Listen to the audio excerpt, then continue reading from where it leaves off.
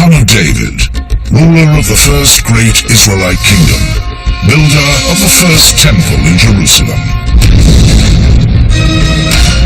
The Bible tells us Solomon was not only the wisest, but the richest of all kings. But where did his wealth come from? Legends tell of fabulous mines of gold and copper. But where were they? Archaeologists have searched for evidence of Solomon and found nothing. So far, there is absolutely no evidence for Solomon outside the Bible. Now, in the deserts of Jordan, mine shafts carved from bedrock, 30 meters deep, and the remains of ancient smelting. You have industrial-scale metal production, layer after layer. Are these King Solomon's mines? Are these the bones of his miners? At last, new finds from Solomon's era, ancient cities, and the first evidence of early Hebrew writing, clues to the real world of the great biblical king.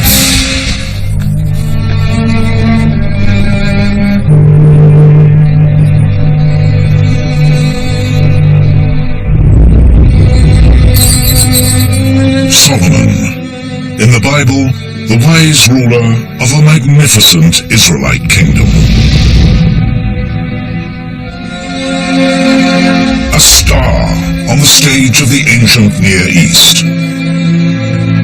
All the world came to pay homage to Solomon, and to listen to the wisdom which God had put into his heart.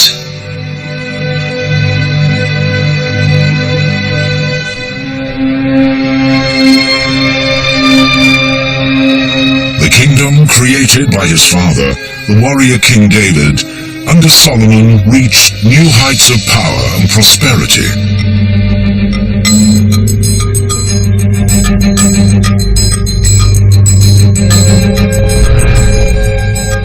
King Solomon surpassed all the kings of the earth in wealth and wisdom. They brought him tribute, silver and gold objects, robes, weapons, and spices. In addition to his vast wealth, the Bible tells us Solomon was a great builder. In Jerusalem, he built the famous Temple of Solomon to house the Ark of the Covenant, spiritual focus of the newly unified Israelite kingdom.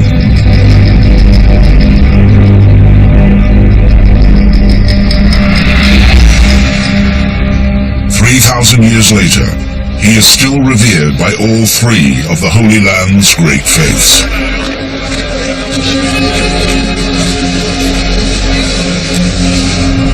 The Jewish people love Solomon because he built the first temple. To Christians, he is the wisest of Old Testament kings. Muslims too claim him as one of their own, the great prophet Suleiman. But no conclusive archaeological proof of Solomon or his great kingdom has ever been found. There have been few traces of his palaces, temple, or the sources of his vast wealth. His century, the 10th century BC, remains a mystery. It is a puzzle that has confounded archaeologists for years and caused heated debate among scholars. Many scholars have questioned whether Solomon was a great king at all. They contend that he and his father David were hardly magnificent kings, but no more than simple mountain chieftains.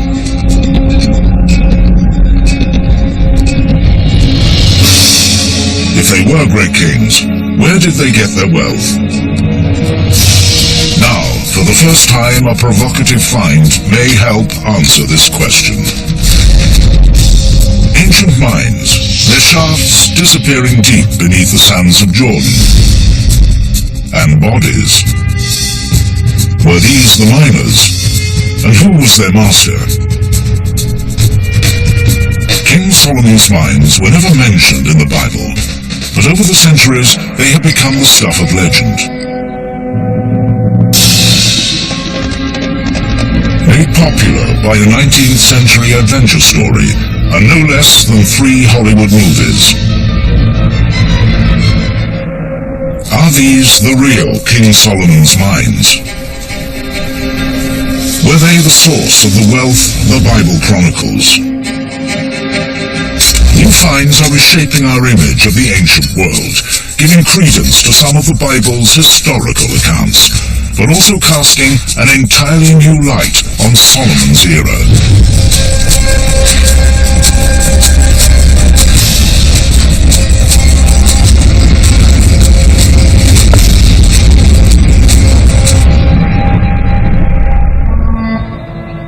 Our quest for Solomon's world begins not in Israel, but far to the east.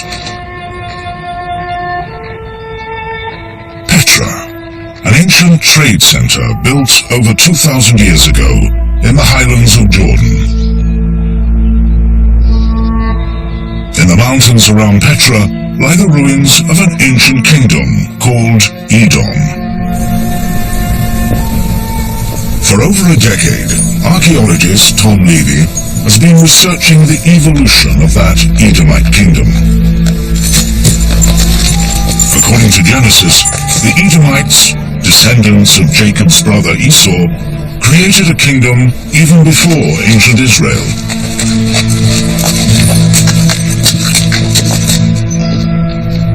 The remains of Edomite settlements cling to the mountain tops and plateaus high above Petra. Tom wants to know about the sources of wealth behind the Edomite kingdom. His search has led him down from the highlands into the baking desert cauldron of the Dead Sea Rift Valley. It was here, in the no-man's land between ancient Israel and Edom, that he discovered the clues he was looking for.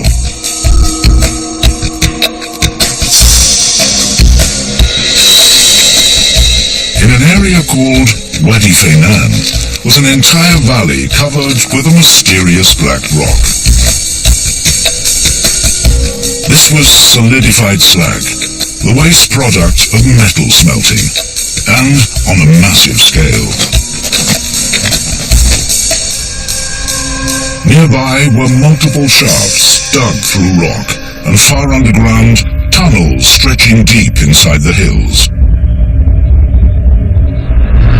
And everywhere, a striking blue-green rock, the unmistakable evidence of natural copper.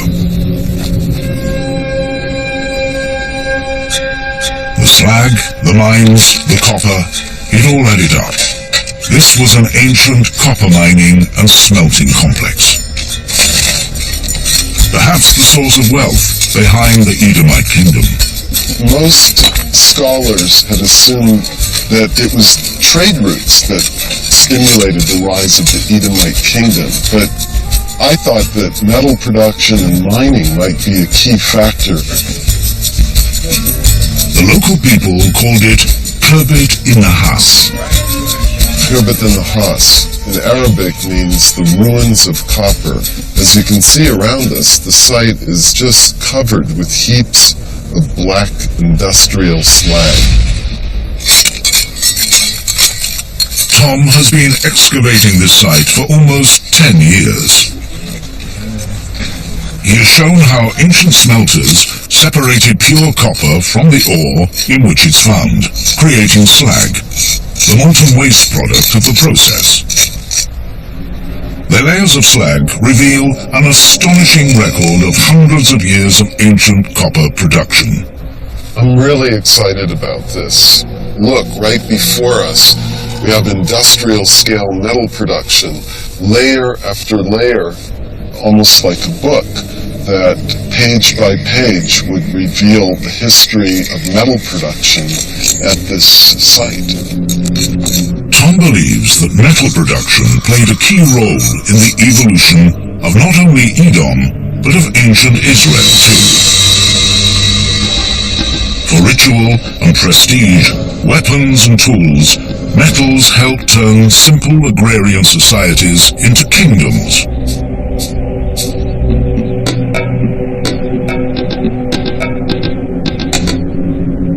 Ancient peoples discovered that from blue rocks like these, a mysterious new substance could be created.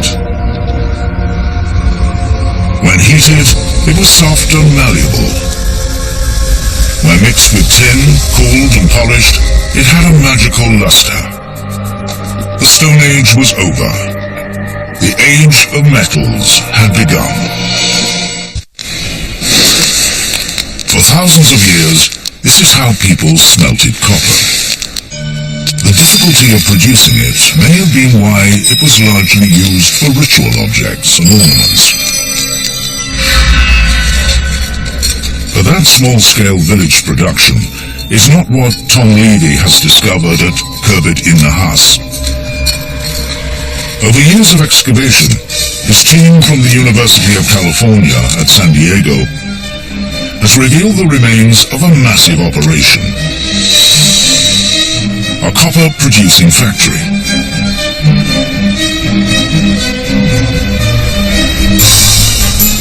The site is so large that they send up cameras attached to helium balloons so as to get a better idea of its scale.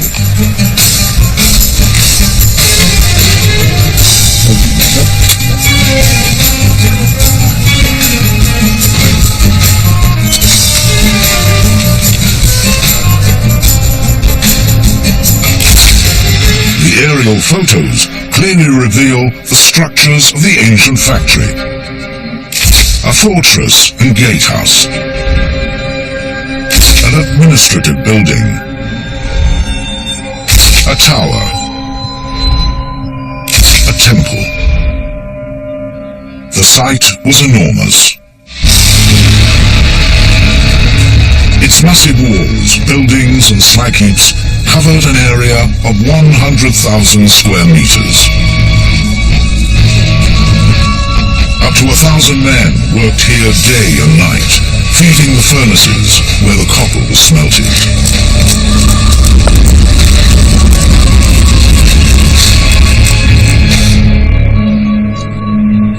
Erez Ben Yosef is excavating one of those smelters. It's like a treasure for us to try and actually reconstruct the technology step by step.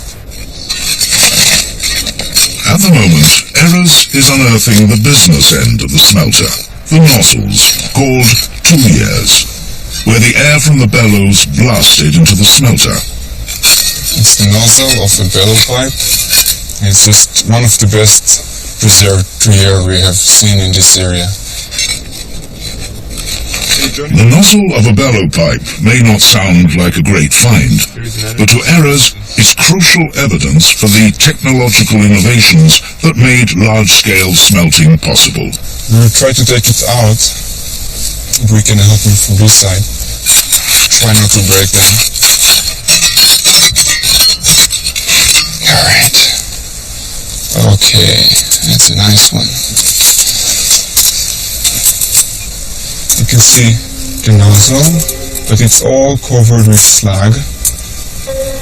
This was the hottest place in the furnace.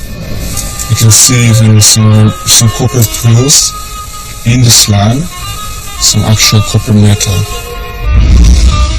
Beneath the slag, the nozzle has been carefully made from layers of fired clay.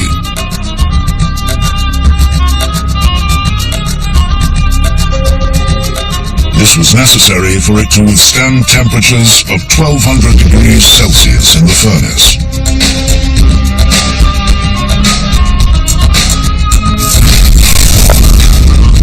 This new shaft furnace was powered by foot bellows, providing a steady stream of air into the smelter.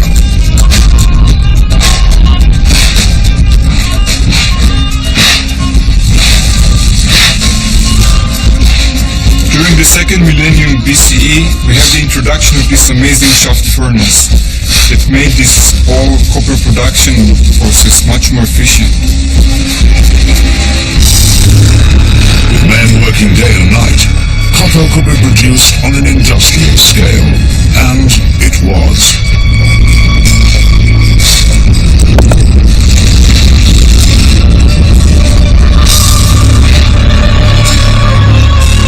Environmental scientist John Grattan is researching ancient pollution, an indicator of just how intensive this copper production was. I'm using this instrument which measures metals in the environment to see and map where the pollution actually is. It says there is nearly 7,000 parts per million copper just in the small sample I've taken. That's really nearly 7,000 times more than is safe to be in the soil. And as if copper wasn't bad enough, looking down here I can see extremely high levels, dangerously high levels of lead, zinc, arsenic, and this is just on this one tiny spot.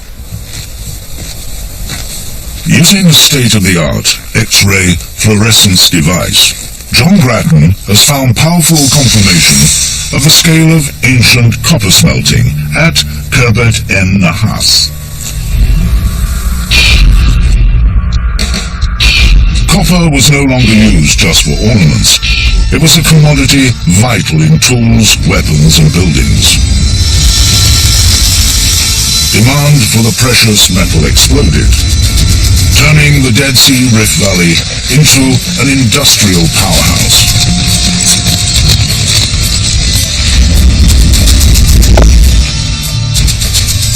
We've got here the evidence of the earliest industrial revolution and what I see as the birth of the modern world. But how did they get the tons of copper ore they needed to power this revolution?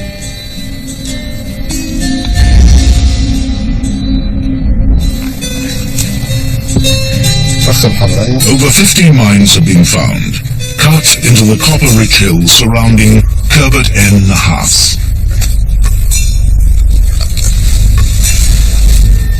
Project co-director, Jordanian archaeologist Mohammed Najjar is exploring one of them. During our work here, we find out that the shafts are from 3,000 years ago. Many of the mines were over 30 meters deep to reach the copper seams far below ground.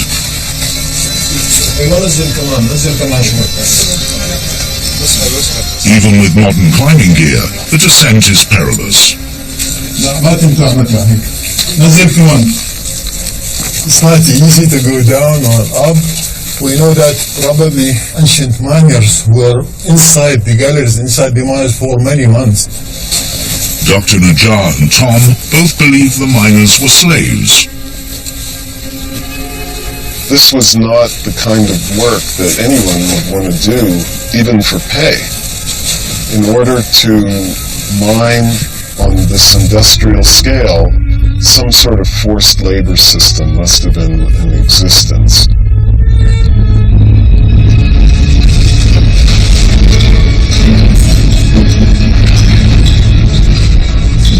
Imprisoned in claustrophobic tunnels far underground, the miners hacked out the copper-bearing rocks that fed the smelters of Khirbet en Nahas. At Khirbet en Nahas, the size of the slag heaps indicates that over its lifetime, the site produced around 5,000 tons of copper, enough to supply copper to the entire region. Isotope analysis of copper objects from sites all over ancient Israel has proved that they came from the Wadi Fanan area. Right now in Israel, a metallurgical study of copper objects that were found in contexts of 11th century, late 12th and 11th century BC, were proven to originate from Fanan. Perhaps this copper even reached Jerusalem, where Solomon built his temple. The Bible tells us that the temple would require precious metals, including tons of copper. And the closest source of copper for Jerusalem, it's about a 3-day ride from here, is this area of Fanan. Then the word of the Lord came to Solomon, saying, concerning this house which you're building, if you keep all my commandments, I will dwell among the children of Israel, and will not forsake my people. So Solomon built the temple.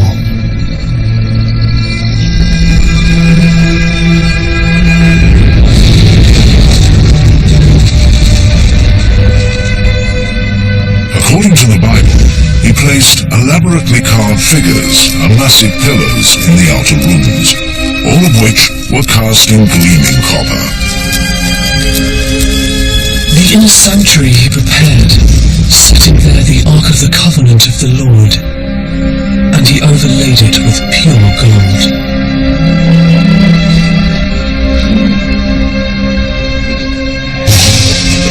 If Solomon's temple and his palaces existed, they would have needed a lot of copper.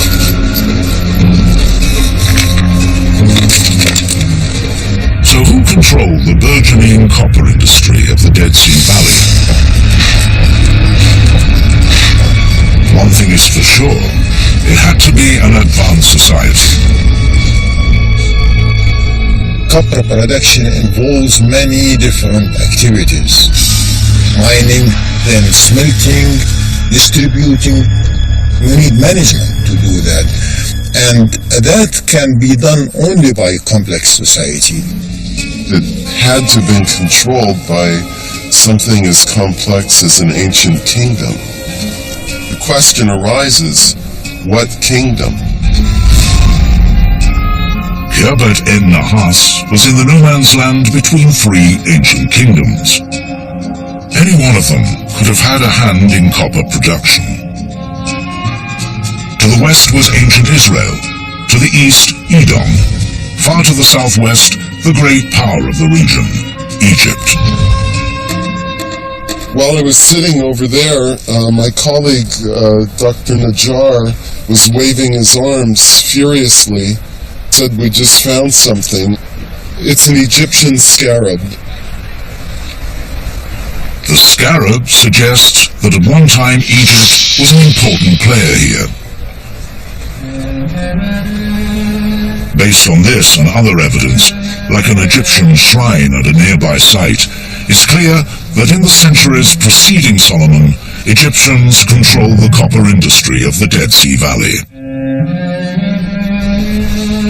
Undoubtedly, we had Egyptians here running the mines. They had the control during the 13th century. But then, in the 12th century BC, unexplained events shook the ancient Near East. All of its great civilizations fell. Around 1200 BC, the entire political structure of the Bronze Age collapsed. First, the Hittites on the north, the Mycenaean on the west, and finally the Egyptian Empire collapsed and left a great void. In this political void, new powers emerged. We basically have a vacuum. This collapse took down the big empires and opened the way for something new. In the area of Khirbet en-Nahas, that something new was the rise of ancient Israel and Edom. Tom believes these are the only two candidates for control of the copper mines. The more likely is nearby Edom. And now, a new find near the smelting complex may confirm that. It's an ancient cemetery.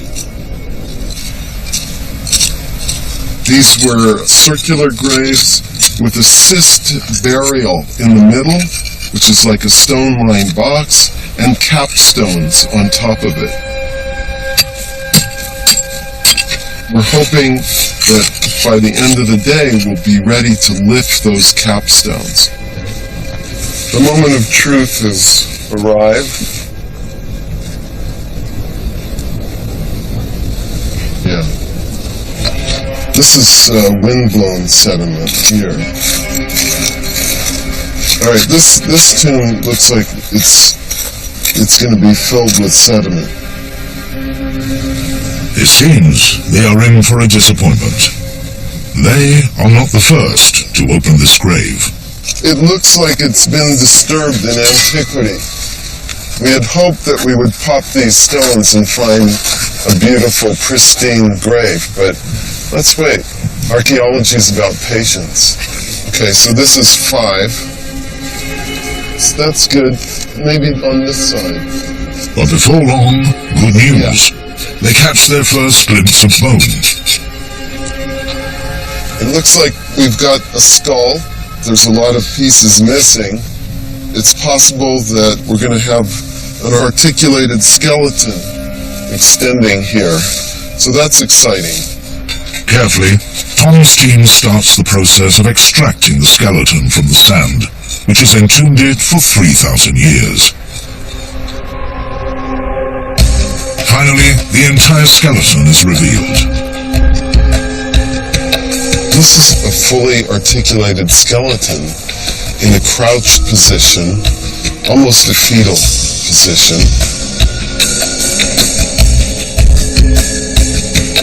So did this man have any connection with the mines? If he did, his teeth and bones would contain copper and lead, the telltale traces of copper smelting. Samples are crushed and dissolved, then analyzed in a mass spectrometer to reveal their chemical composition.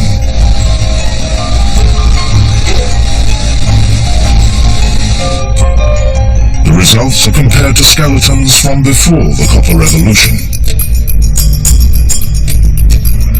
Well, the remains from the cemetery have 4 times as much copper and lead content as the prehistoric remains. That may mean that we've identified some individuals that were actually involved in the smelting activity.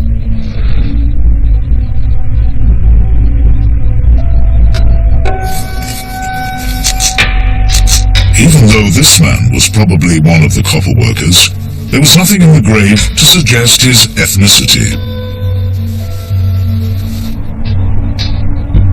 But artifacts from the cemetery and pottery found nearby provide the answer.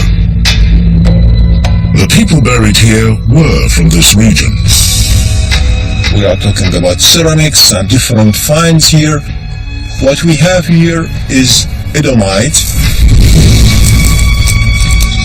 The discovery that the workers at Kerebet El Nahas were probably Edomite seems to confirm assumptions about the dating of the mining complex. I assume, like the scholarly consensus of the time, that it must date to around the 7th century BCE. That 7th century BC dating was crucial to Tom's first understanding of what went on here. He knew that Egypt had collapsed in the 12th century BC, along with all the other great empires of the region. Based on the timeline of kings laid out in the Bible, Solomon's Israel flourished in the 10th century BC. The rise of the Edomite kingdom has traditionally been dated to the 7th century BC. So, with the evidence from Kerebet El Nahas pointing to Edom, it makes sense the smelting complex would be from the 7th century too. To confirm that dating, Tom has brought radiocarbon specialist Tom Hyam from the University of Oxford to help him. At the guardhouse and the slag heap, they look for samples of organic material that can be dated. Twigs, pieces of charcoal, even date seeds spat out by the miners. Well, in order to get really precise dates, we have to have a sequence of samples. So you're saying we need samples from all these sedimentary layers? A sequence of samples allows them to create a chronology. All the dates need to be consistent, or the whole sequence is called into question. Tom Hyam takes the samples back to the lab at Oxford. Radiocarbon dating, combined with modern statistical analysis, will allow him to calculate their age to an accuracy of plus or minus 30 years. The result is a total surprise. We've got the preliminary results here that you can see on the screen, and what is immediately apparent is that the samples are all fitting in the 10th and 11th century. This means the mines were operating not in the 7th century BC, but 3 to 4 centuries before that.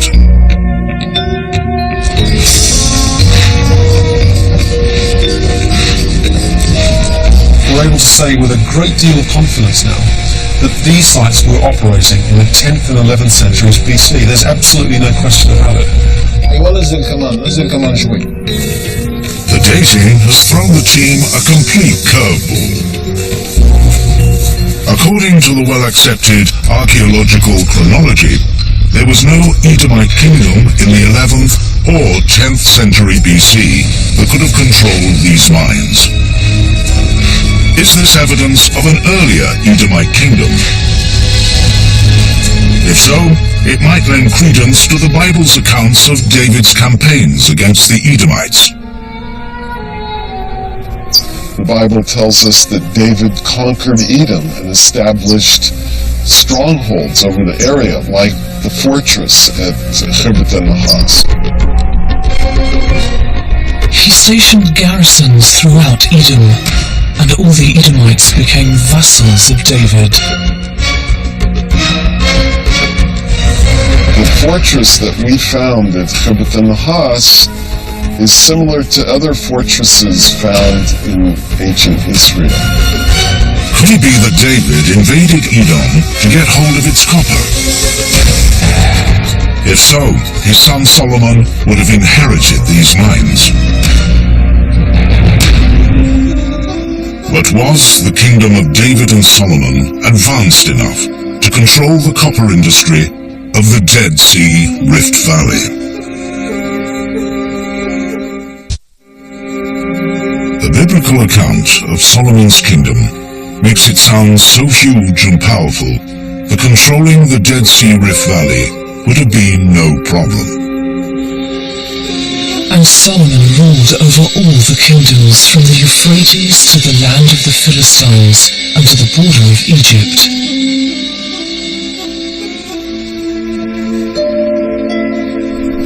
But in the last 20 years, archaeologists have cast doubt on that story. For decades, they have searched for evidence of the great 10th century BC kingdom of David and Solomon and found almost nothing. There are a few clues. A carved inscription from the 9th century BC records the victory of an Aramean king over what he calls the House of David. Good evidence for David, but not necessarily for a great kingdom.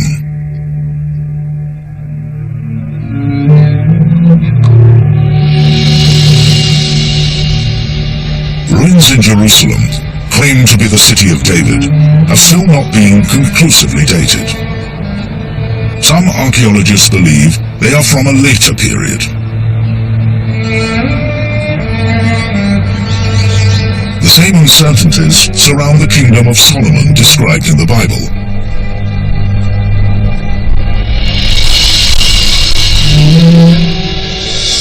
Few doubt that David and Solomon existed. There is just no proof they were great kings, capable of commanding a copper industry like that at Khirbet el-Nahas. Some believe they were more like tribal chieftains. If that is true, how did the Bible come to describe Solomon as the ruler of a magnificent kingdom? Perhaps because the stories of Solomon were passed down by word of mouth for generations. In the process, they were embellished. King Solomon married many foreign women in addition to Pharaoh's daughter. He had 700 royal wives and 300 concubines.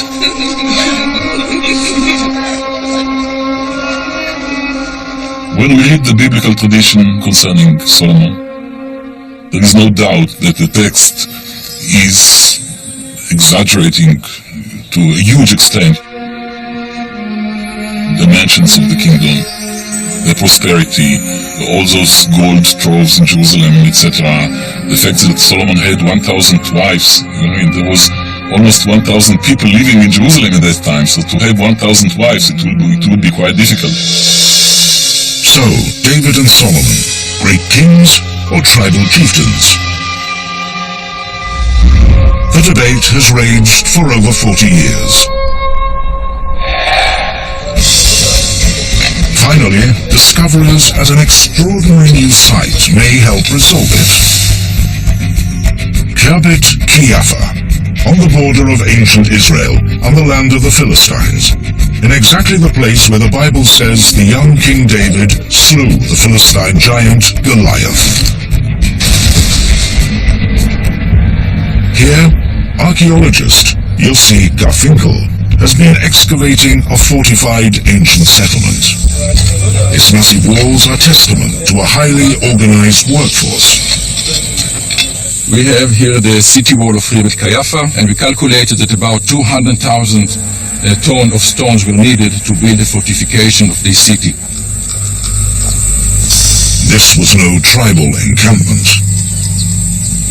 These massive fortifications seem to be the sign of a political structure far more developed than a highland chiefdom.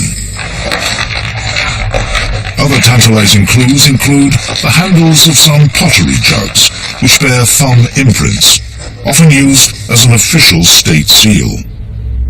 You see here a very nice impression. This is thumb impression made by the potter before the jar went into the kiln to be fired. They were marked, so you know that they are not private jars, but jars belong to the kingdom. Further evidence suggests it was an early Israelite city. Among animal bones found in the rubbish heaps of the settlement, Yossi and his team have noticed an intriguing absence. So these are animal bones, and you can see these are teeth and part of a mandible.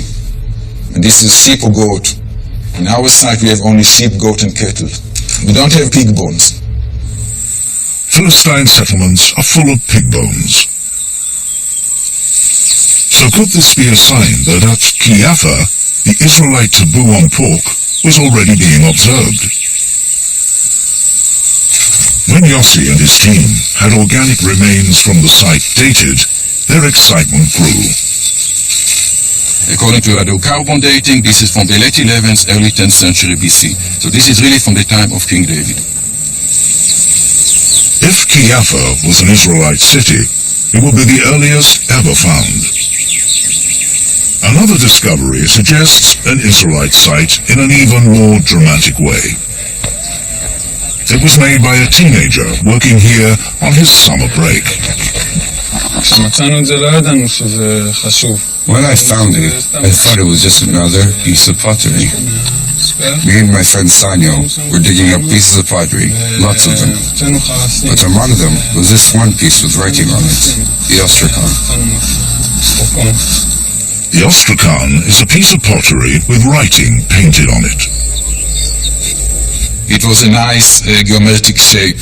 It was quite strange because usually pottery shards are much smaller and they don't have a geometric shape. Only in the afternoon when it was washed in water, suddenly we saw that it has inscription on it. And then the question is, what is the language? The Ostrakhan is faded and almost illegible.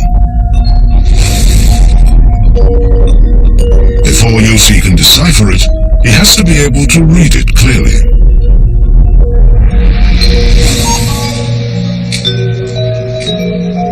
That means sending it to Greg Bierman in Santa Barbara, California, who uses a unique imaging technology.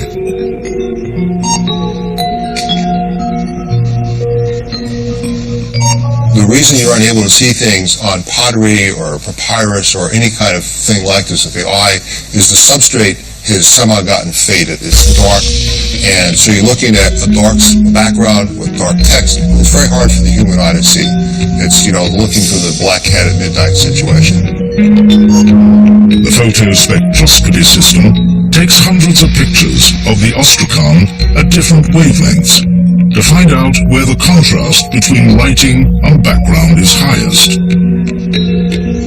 Here's an example taken with 365 nanometers. It's blank. It may as well not even be anything on there. So this shows that in this wavelength, the powder and the ink basically reflect the same amount of light and you don't see anything. As you go up in wavelength, we're stepping into the blue and we're now into about 500 nanometers. And you see text is starting to show up. By combining and processing photos taken at many different wavelengths, Greg finally arrives at a clear image of the text.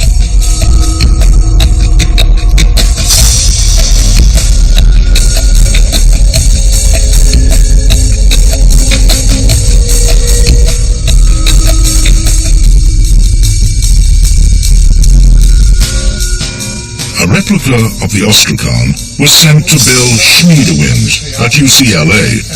This is really the most important early alphabetic text that we have.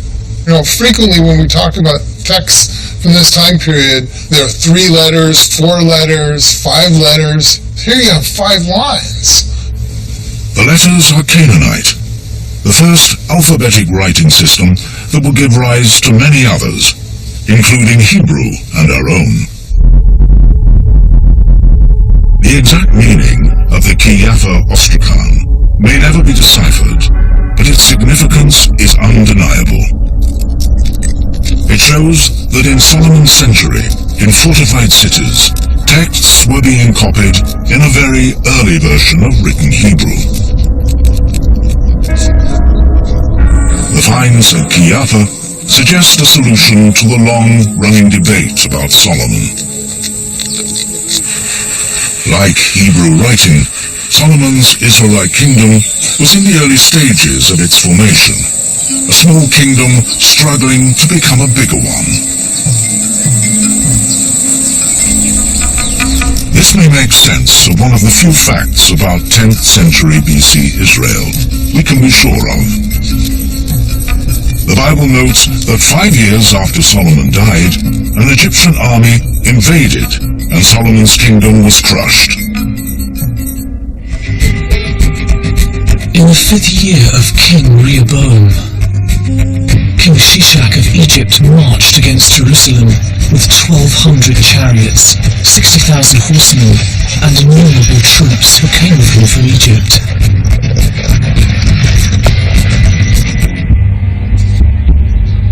Many scholars claim the biblical account of Shishak's invasion of Israel is backed up by a giant relief in the ancient Egyptian city of Thebes. Figures containing images of bound captives and city walls represent the places that Shishak ransacked. We can see that this raid is intended to cross the central hill country just north of Jerusalem. No pharaoh before him did this. They always just moved along the coast. That means he in particular wanted to reach the area of Jerusalem. Perhaps the Solomonic kingdom threatened some Egyptian interests in this region. If that is the case, Shishak's raid is one last piece of compelling evidence for the rising power of Solomon's kingdom. If ancient Israel was a land of tribal chieftains, why would Shishak bother to invade? Perhaps this was a preemptive strike on the ancient Near East, meant to counter any potential threats. And at Kerbet en-Nahat, there may be evidence that one of Shishak's targets was copper production in the Dead Sea Rift Valley. In a cross-section of a slag heap, Tom Levy sees layers of slag laid down regularly year after year. But then there is a break. What you see is this disruption in the metal production activities at the end of the 10th century. The thin layers suggest a stoppage of work at the smelters. Livy believes this corresponds to the time of Shishak's invasion. While scholars debate the details of Shishak's campaign, they all agree on one thing.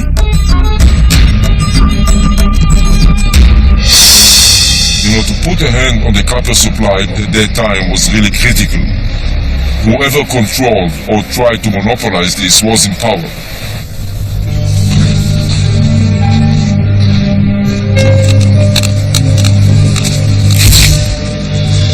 So were these King Solomon's mines.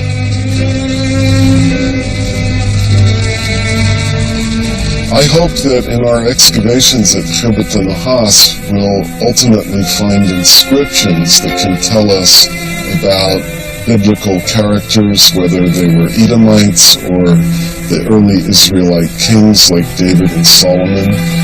But that's a hope. Perhaps control of the mines changed hands as different kingdoms came into power.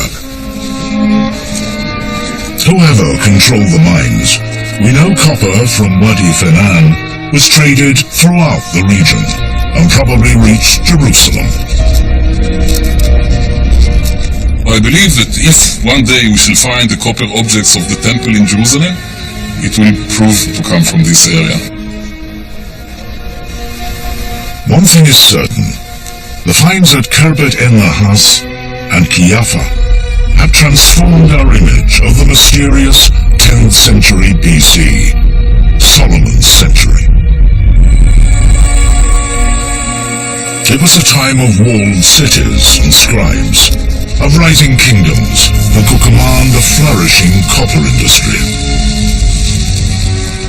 At last, King Solomon's Israel and the mysterious kingdom of Edom are emerging from the shadows, and along with them, a long-forgotten metal revolution, which transformed their era.